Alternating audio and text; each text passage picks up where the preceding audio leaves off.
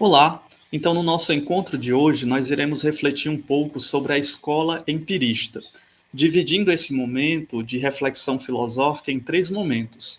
Primeiro, é entender quem é o fundador da escola empirista, a partir de qual momento e de qual época surge esse movimento que se contrapõe à escola racionalista, aos grandes pensadores do racionalismo, principalmente o Descartes, o Leibniz, e também o Spinoza. Então surgem outros pensadores que se classificam como empiristas, e aí nós temos esse fundador. No segundo momento, entender as doutrinas principais, então quais são as vertentes que eles estão combatendo a partir do racionalismo, por que que eles pensam ou colocam que a forma de empiria ou de ciência, ela é muito mais importante do que a forma como se pensavam os pensadores racionalistas. E no terceiro momento, nós iremos ver os principais expoentes, ou seja, aqueles pensadores que deram continuidade posteriormente a esses desdobramentos dados pelos empiristas a partir do século XVII. Então, nós iremos ver os principais pensadores, alguns deles, que surgiram, né, no século XVII, século XVIII, século XIX e também no século XX, fazendo aquela indagação: qual a melhor forma de se conhecer, de se fazer filosofia e também entender por que que o empirismo acaba sendo uma escola de grande importância para mais uma das diversas correntes filosóficas. E aqui nós pontuamos que nós, quando falamos de filosofia, é muito mais interessante percebermos que existem filosofias, modos de se entender a realidade, de se investigar a realidade de formas diversas, de formas múltiplas. E dessa maneira nós entendemos quão grande e quão rico é o conhecimento filosófico. Então, ao falarmos de escola empirista, nós estamos falando do fundador, que é o Francis Bacon, que ele nasce em 1561 e falece no ano de 1626. O Francis Bacon acaba escrevendo uma obra para se contrapor às ideias congeladas, né, o argumento de autoridade de Aristóteles, que passa de séculos a séculos, que é o argumento dado através da obra Órgano, que o Aristóteles escreve, e o Francis Bacon escreve uma obra chamada Novo Órgano, que é justamente contrapondo as ideias desse pensador e, principalmente, como essas ideias não foram questionadas ao longo dos séculos, tendo em vista os avanços científicos, os avanços tecnológicos até a sua época e a não percepção de que a filosofia é um constante caminhar. Então, penso eu que até o próprio Aristóteles, se ele ressuscitasse ou revivesse no tempo de Francis Bacon, no século XVII, ele, claro, iria rever as suas obras e ver os seus modos de conhecer, porque ele mesmo dizia que existe várias formas de se chegar à verdade. Então, o próprio Aristóteles, ele faria um revisionismo das suas obras. E é justamente o que o Francis Bacon vai se contrapor, é o que se tornou como argumento de autoridade inquestionável, o Aristóteles, e o Francis Bacon acaba questionando a forma como Aristóteles tanto viu a realidade na sua época, mas como essa forma foi sendo perpassada pelos séculos e ela não foi questionada. A partir do momento que ela é questionada, o Francis Bacon abre-se as portas para a questão da filosofia. Filosofia é questionamento, filosofia parte também de um ceticismo, para a construção de ideias sólidas, né, de ideias verificáveis. E o Francis Bacon tem uma célebre frase que nos diz o seguinte: saber é poder. Então, quanto mais eu conheço a natureza que me cerca, o terreno onde eu estou, mais eu consigo dominar a natureza, mais eu sei o que é que o solo vai precisar de fertilizante, quais os alimentos que eu posso plantar nesse solo, como eu posso cuidar desse solo. Então, a partir da matemática, a partir da verificação, a partir da empiria, mais conhecimento, mais poder eu tenho sobre aquilo que me rodeia, sobre os elementos da natureza que me rodeiam. Por isso, ele destaca essa célebre frase: saber é poder. E aí, quais são, assim, as doutrinas principais da escola empirista? Então, no século XVII, o ponto de partida da reflexão filosófica já não são mais aquelas questões metafísicas que nós vimos em momentos filosóficos anteriores, a questão do ser. Né? O ser existe, como nós podemos comprovar de forma racional o movimento do ser, ou a existência do ser, como fez Duns Scoto, como fez Tomás de Aquino, como fez o seu mestre Alberto Magno, mas a partir do século XVII, também com o desenvolvimento das cidades, a ampliação do mercantilismo, a questão da burguesia, os elementos sociais vigentes e também a ciência nascente, nós percebemos que agora esses pensadores, esses filósofos, esses cientistas estão procurados com a questão do conhecer. Como o ser humano pode conhecer a realidade que o cerca, e não necessariamente mais aquelas questões metafísicas. Outro contraponto também do século XVII é em relação aos filósofos chamados filósofos do continente. Esses filósofos empiristas, eles colocam em descrédito as verdades absolutas trazidas pelos aspectos universais, principalmente as verdades trazidas pelo Descartes, pelo Spinoza, que a substância é só uma, nós participamos de uma mesma substância existente, e também da geometrização do mundo, como afirmava o filósofo Leibniz. Então, esses filósofos empiristas, eles acabam procurando outros vieses para desconstruir o pensamento racionalista. Lembrando que o Descartes, Spinoza, Leibniz, eles vão a partir do modelo das ciências exatas, né, as ciências matemáticas, né, os números, que eles não existem na realidade, nós já vimos isso, e também as formas geométricas. As formas geométricas, nós encontramos elas nas coisas, mas o quadrado, o círculo em si, o triângulo em si, eles não existem, eles existem como formas de abstração. Nós podemos desenhar o triângulo, mas ali não é um triângulo, ali é um desenho do triângulo. Mas, ao mesmo tempo, nós sabemos que eles existem. Então, a partir da matemática e da geometria, nós temos as abstrações, são realidades universais. Isso é contraposto justamente pelos empiristas. E isto os conduz a desenvolver uma concepção racionalista da realidade. Né? Foi isso justamente o que fizeram os filósofos racionalistas. Nós temos elementos universais, a matemática e a geometria, agora vamos aplicar a realidade. Já os filósofos ingleses, né, os empiristas, na sua grande maioria, vão nascer na Inglaterra, encontram-se justamente nesse ambiente cultural, num ambiente diversificado. Ali nós também temos o encontro de outros aspectos religiosos que vão influenciar, né, o anglicanismo, o calvinismo, o protestantismo. Então, a configuração de ideias também vai fazer com que existam outras possibilidades, e uma dessas possibilidades é também entender a realidade a partir das outras ciências. Então, na Inglaterra, vão surgir não apenas essa valorização das ciências matemáticas, o Francis Bacon, por exemplo, vai achar muito interessante e pertinente o estudo do conhecer as coisas a partir da matemática, da geometria, mas também eles vão valorizar o conhecimento experimental.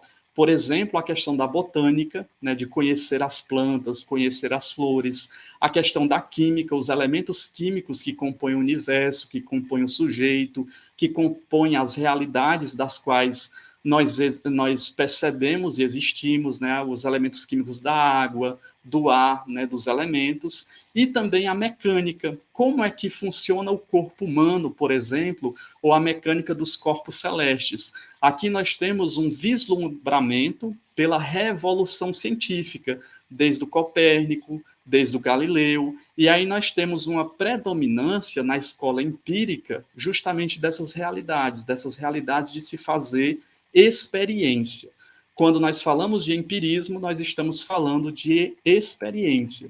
Então, por isso, é lógico que a sua preocupação esteja mais voltada para a pesquisa de uma teoria do conhecimento e também de um método de investigação preciso, que vão justamente corresponder às exigências dessas ciências, né, da botânica, da química, da física, e, ao mesmo tempo, perceber que essas ciências experimentais elas vão partindo de constatações particulares. Elas não são universais, como diziam os racionalistas, mas é necessário perceber, por exemplo, a fervura da água a quantos graus Celsius. Mas será que esses 40, 36 graus Celsius servem também para um cume de uma montanha? Para o térreo de uma montanha? Como é que se dá essa experiência? Então, eles vão valorizar elementos particulares, experiências particulares que podem ser observadas e ser transformadas em leis universais. Mas, quando são transformadas em leis universais, elas podem muito bem ser também questionadas. Então, ao partir de eventos particulares, da experiência de certos fatos concretos, e não mais das ideias abstratas, aquelas ideias racionalistas, e nem também procurar necessariamente os princípios universais, como diziam os racionalistas, como se a nossa mente já fosse dotada de conhecimento desde o nosso nascimento, e assim nós fôssemos apenas rememorando as coisas. Como dizia, por exemplo, Platão, né? Saber é viver, né? Como se nós pudéssemos é, é, apenas rememorar aquilo que já foi vivido pelas nossas almas. Os empiristas não acreditam nisso, mas eles acreditam justamente que as nossas experiências, desde o momento que nós nascemos, elas vão sendo registradas no nosso conhecimento. É por isso que nós podemos aprender a determinada língua da nossa cultura, o gosto, os conceitos, né, os sentidos das coisas, nós vamos aprendendo a partir das experiências. Os empiristas, então, supervalorizam as experiências, diferentemente dos racionalistas que dizem que recordar é viver, como se nós já tivéssemos um conhecimento pronto e seguro a partir da nossa razão. Então, o seu objetivo, justamente desses empiristas, é a superação dos fatos com a descoberta das leis constantes e estáveis, de forma a tornar possível a antecipação de ulteriores experiências. Então, se fazem experiências particulares, vão se colocando leis universais para a química, para a física e para a botânica, vai se passando de gerações essas leis, mas elas devem ser também sempre questionadas. E aí nós nos perguntamos qual é a pergunta central que os empiristas fazem. Então, a problemática, justamente epistemológica, a problemática do conhecimento, dessa filosofia inglesa, da filosofia empirista, consiste justamente nessa pergunta: como é possível, partindo da experiência sensível de ideias particulares, chegar a leis universais? Então eles começam a se perguntar: será que existem leis universais? E é claro que nós vemos, quando nós vemos hoje os livros de química, de física, nós vemos também teorias que vão surgindo, por exemplo, a teoria do Isaac Newton, né, a lei da gravidade, depois a contraposição a partir do avanço de outras leis, a teoria da relatividade do Albert Einstein, né, a questão do movimento dos corpos. Nós percebemos que são de casos particulares que eles foram averiguando, mas ao mesmo tempo eles partiram de experiências. Então, o ponto central do empirismo é a experimentação, é a experiência.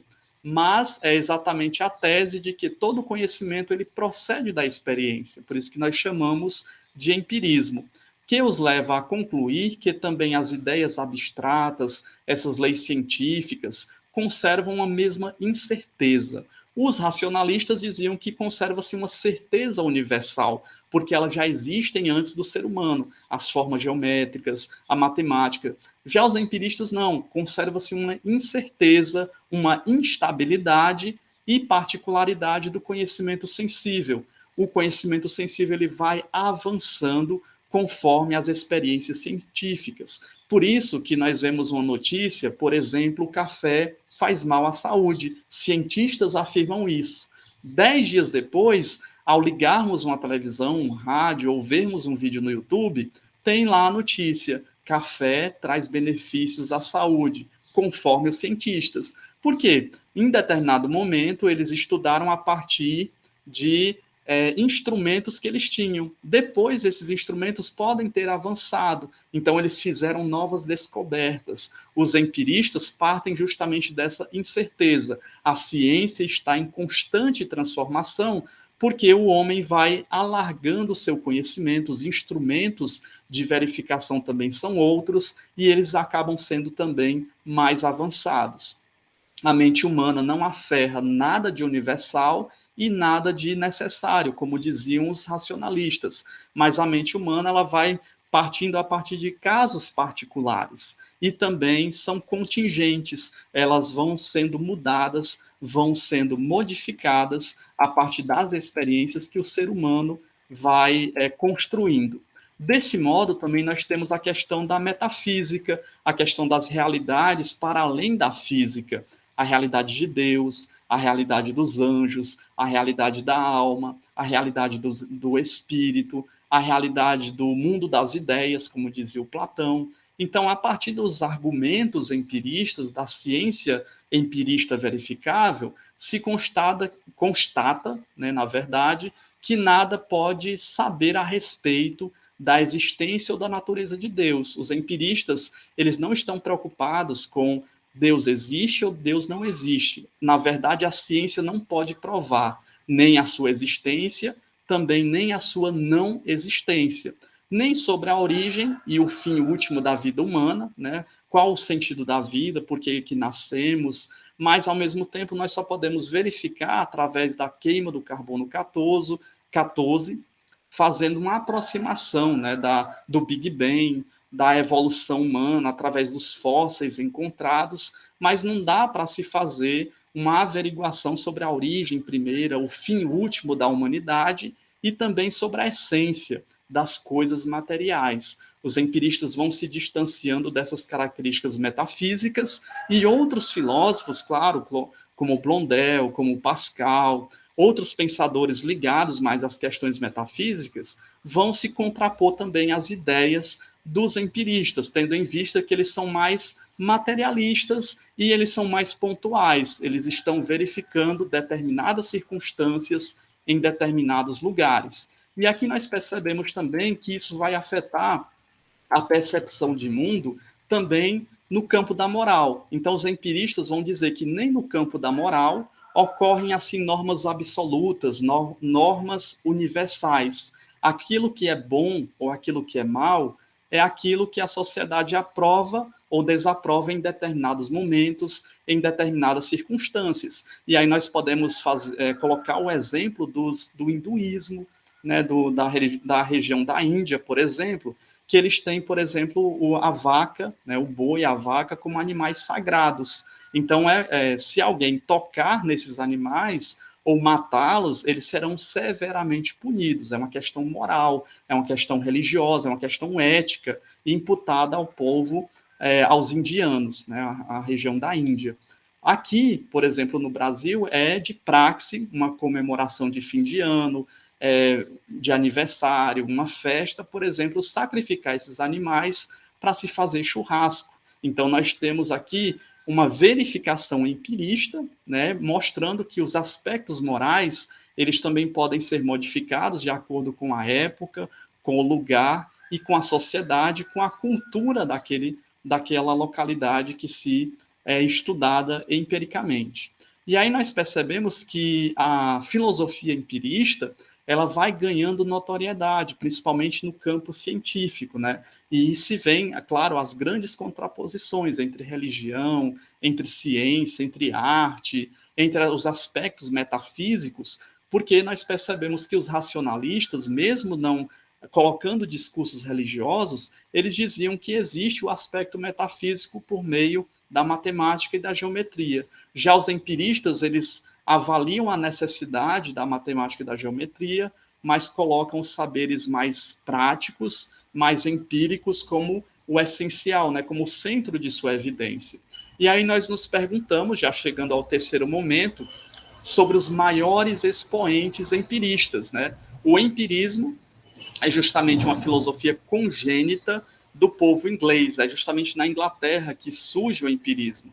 E aqui partem, sim, justamente os maiores expoentes. Inicialmente, como nós já colocamos no século XVII, professaram-se justamente o Francis Bacon, né, saber é poder, a partir da investigação empírica, da botânica, da mecânica também, de como as coisas elas se organizam, nós podemos chegar a leis, e essas leis elas vão sendo cada vez mais trazendo ao poder do ser humano. Saber é poder.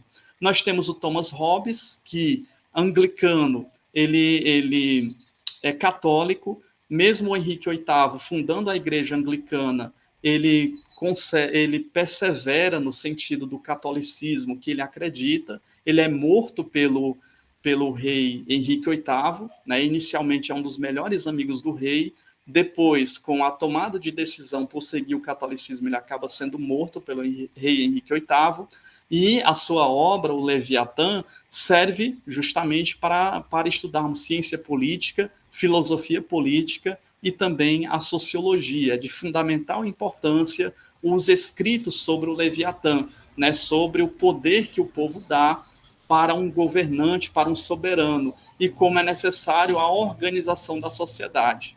E temos também o John Locke, no século XVII, com a frase que diz que o nosso cérebro, nós nascemos com um papel em branco, e a partir das experiências que nós vamos tendo desde bebezinhos, de criança, a partir da realidade que nos cerca, nós vamos imprimindo essas leis, né? Nascemos como tábulas rasas, e as experiências dos nossos 5 sentidos nos ajudam a entender o mundo, a falar, a escrever, a saber o que é uma dor, a saber o que é a felicidade, a saber o que é o sofrimento, a conceituar o mundo. Então, nós temos aí na presença do John Locke, que também foi um grande empirista. Então, no século XVII, nós podemos pontuar esses 3 pensadores: Francis Bacon, Thomas Hobbes e o John Locke. Já no século XVIII, nós temos um bispo católico, que é o Berkeley.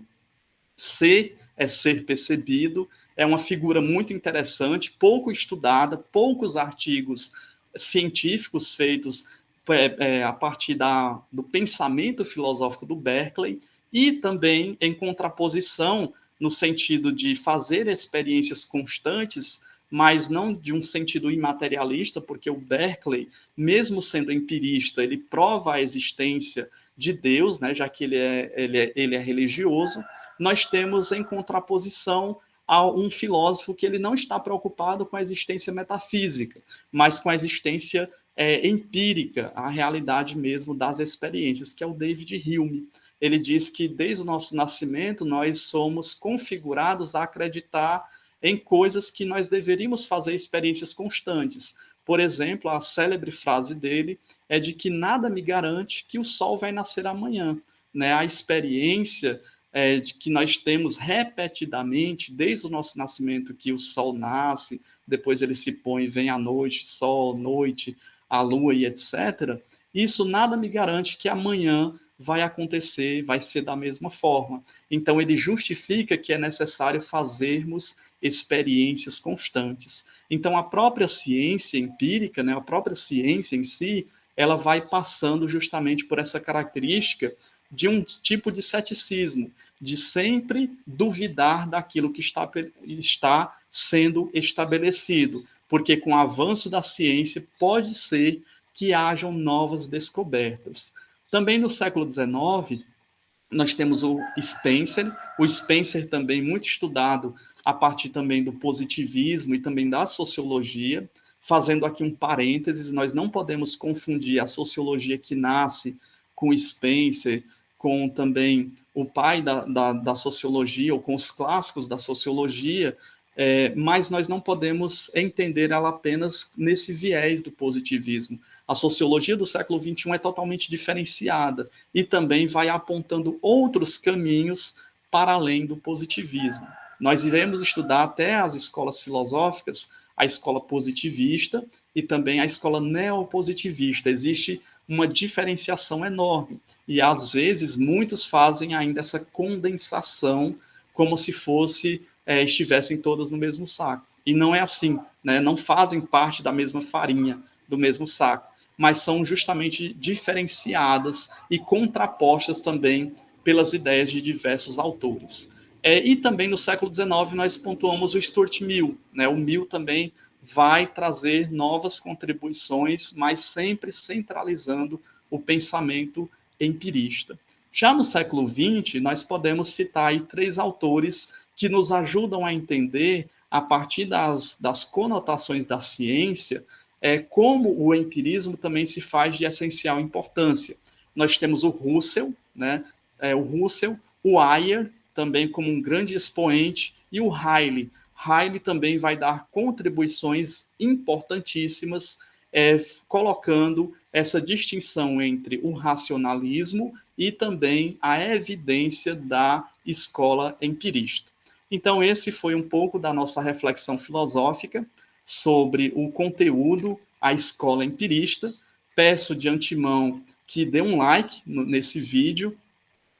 Se ainda não é inscrito nos nossos vídeos de filosofia, faça a inscrição no canal e até a próxima, onde nós iremos ver a escola iluminista com o seu principal fundador, que é o Voltaire. Então, muito obrigado por assistir esse vídeo. Eu sou o professor Ricardo de Moura Borges e até o nosso próximo vídeo filosófico.